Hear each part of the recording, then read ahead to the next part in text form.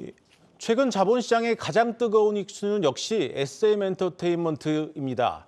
하이브의 SM 주식 공개 매수 신청 기한이 약 7거래일 앞으로 다가오면서 SM과 하이브의 여론전도 격화하고 있습니다. 관련 내용 유통산업부 신선미 기자와 짚어보겠습니다. 예, 신 기자, SM과 하이브가 잇따라 기업 설명회를 열고 또 오늘 SM은 두 번째 경영 전략까지 발표를 했습니다. 네. 일단 어떤 내용입니까? 네, 핵심 내용을 보자면요. 이수만 전 총괄 프로듀서와 이 연결고리를 끊고 IP 수익 다각화로 새 성장 동력을 키워내겠다, 이런 구상입니다. 우선 이 라이크 기획 계약 종류 그리고 특수관계회사 정리 등으로 영업이익을 개선한다는 계획인데요.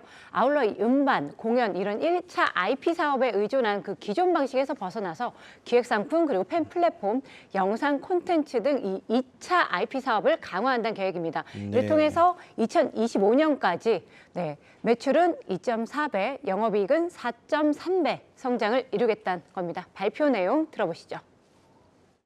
SM 2.0 문제 해결을 포함한 SM 3.0에서의 새로운 IP 수익화 전략은 SM의 강력한 성장 동력입니다. SM은 2025년 매출 1조 2천억 원, 영업이익률 35% 달성을 통해 명실상부 K-팝 산업을 모든 면에서 선도하는 기업으로 성장하겠습니다.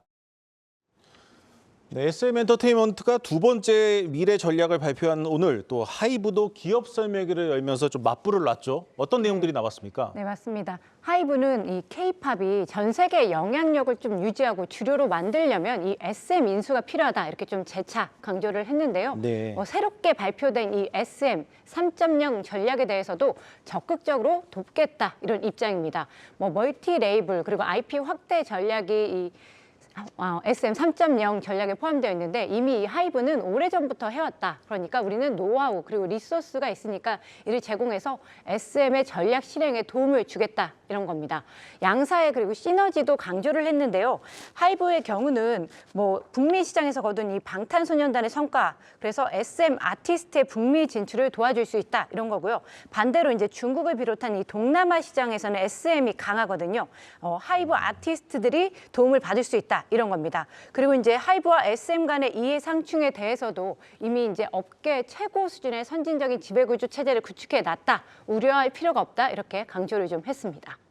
예, 다시 SM엔터테인먼트 얘기로 좀 돌아가 보겠습니다. SM은 이번 주 목요일에도 기업 설명회를 앞두고 있습니다. 이번 주에만 3개의 이벤트를 하는 셈인데 이게 한 번에 발표하지 않고 이렇게 연달아 이렇게 무슨 어떤 내용들을 시장에 발표하는 이유가 무엇입니까? 네, 아무래도 이런 살라미 전술 이런 걸 쓰는 것을 소액주주의 마음을 얻고 지금 이제 투자 심리를 붙들어서 다시 이제 주가를 좀 끌어올리기 위한 노력으로 해석이 됩니다. 지금 하이브는 3월 1일까지 일반 주주 지분을 주당 12만 원에 25%까지 사들이겠다, 이렇게 했거든요.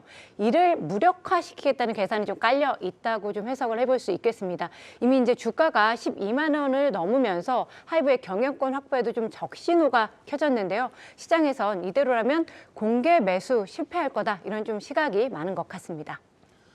예, 아무래도 공개 매수에는 이 세금 이슈가 있기 때문일 텐데 공개 매수가에 근접할 경우 이제 투자자들은 사실 응할 이유가 없지 않겠습니까? 네, 맞습니다. 아무래도 이제 공개 매수는 장외 거래다 보니까 증권 거래세도 내야 되고 또 이에 따른 차익에 대한 양도소득세도 좀 내야 합니다. 1년에 우리가 250만 원까지는 공제가 되는데요. 이를 초과하는 양도 차익에 대해서는 22%를 과세하거든요. 따라서 이제 개인 투자자 입장에선 공개 매수가에 근접한 가격대에선 장내 매도하는 게 좀 유리한 겁니다. 아직 좀 기한이 남아있긴 하지만 현재 주가가 좀 12만 원을 넘어서면서 하이브에 유리한 상황은 아니다, 이렇게 좀 볼 수 있는데요. 하이브가 공개 매수에 성공하면 지분을 40% 가까이 확보하게 되는 만큼 사실상 경영권 분쟁이 끝이 나지만 공개 매수에 실패할 경우 현 경영진과 손을 잡은 이 카카오에게도 기회가 생깁니다. 예, 사실 이슈를 따라가기 벅찰 만큼 매일 새로운 내용들이 나오고 있습니다. 앞으로 이 SM 경영권 분쟁, 앞으로 남은 변수나 이벤트 어떤 것들이 있을까요? 네, 이수만 SM 그 전 총괄이 제기한 그 가처분 인용 여부가 변수가 될 것 같습니다. 네. SM엔터 현 경영진이 이제 카카오의 신주 그리고 전환 사채를 발행하기로 한 것에 이제 막아달라고 한 건데요. 이에 대한 첫 신문이 바로 내일이죠. 23일 서울 동부지법에서 열립니다. 결과는 하이브의 공개 매수일 마감, 그리고 카카오의 신주 발행일인 3월 6일 이 사이에 그래서 3월 초에 좀 나올 가능성이 높게 보입니다. 네, 결과에 따라 좀 희비가 엇갈릴 것으로 예상이 되는데 이 가처분이 만약 인용되면은 상황이 어떻게 좀 진행되는 겁니까? 네, 아무래도 이제 인용이 되면 카카오는 사실상 좀 하이브와 경쟁하기가 좀 어렵지 않겠냐 이런 관측이 좀 나오고 있고요. 주당 9만 원에 지분 9%를 확보하기로 한 이 계획이 틀어지기 때문입니다. 가처분이 기각된다면 이제 카카오에 또 희망이 생기게 되는 건데 이 카카오가 2대 주주가 되면서 공개 매수에 나서거나 또 시장에서 이제 지분을 매입하면서 기회를 노릴 수가 있습니다. 뭐 카카오는 아직 정해진 건 없다 이런 입장을 밝히고 있는데 증권가에선 뭐 카카오가 SM M&A 방안을 짜기 위해 대형 증권사와 접촉하고 있는 것으로 알려져 있습니다. 다만 이제 양쪽 모두 조단위 실탄을 좀 갖고 있거든요. 그렇다 보니까 예측하기가 쉽지 않습니다. 끝날 때까지는 끝난 게 아니다 이렇게 볼 수 있을 것 같습니다.